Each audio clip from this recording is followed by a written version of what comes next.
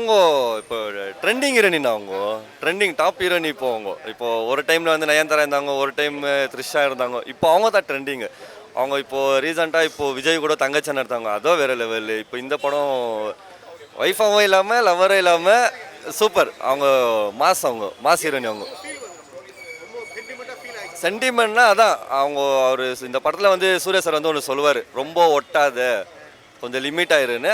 அதுதான் உண்மையான ஒரு ஒரு இது. ரொம்ப ஓட்டிட்டாக்கா கஷ்டம், பிரியறது ரொம்ப கஷ்டம்.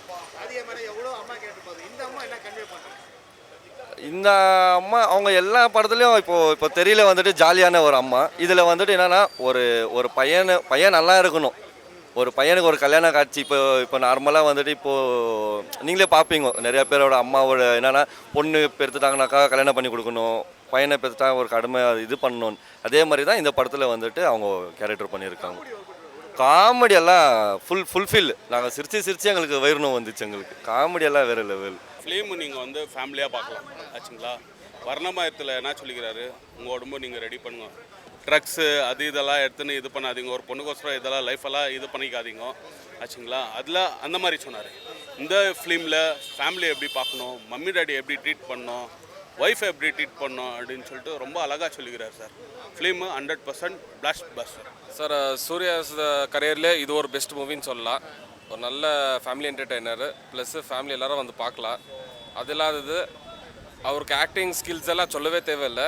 ஸோ இந்த மூவியில் வந்து பார்த்தாக்கா உங்களுக்கே தெரியும். இந்த ஒன்னுன்ட்டு டைட்டில் கார்டு சும்மா தரல, அது ஒரு எம்பாரஸ் பண்ணிக்கிறாங்க அவங்க. ஸோ ரியலாக டெஃபினட்டாக ஆஃப்டர் கருப்பு இது ஒரு நல்ல ஒரு பிக் ஹிட் மூவி. கண்டிப்பாக எல்லோரும் ஃபேமிலியோட இருந்துச்சு. இப்போ இருக்கிற ரியாலிட்டியில் சேம் என்ன இருக்குதோ அதை எடுத்துருக்காங்க.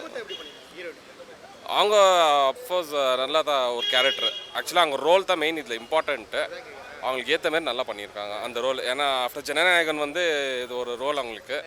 பட் ஆஸ் எ ஹீரோனி இன்னும் அவங்க சரியாக இது பண்ணல. ஆனால் இந்த மூவியில் பார்த்தாக்கா அந்த ஏஜ் கரெக்டாக அந்த ரோல் பண்ணியிருக்காங்க. நல்ல ஒரு காம்போ.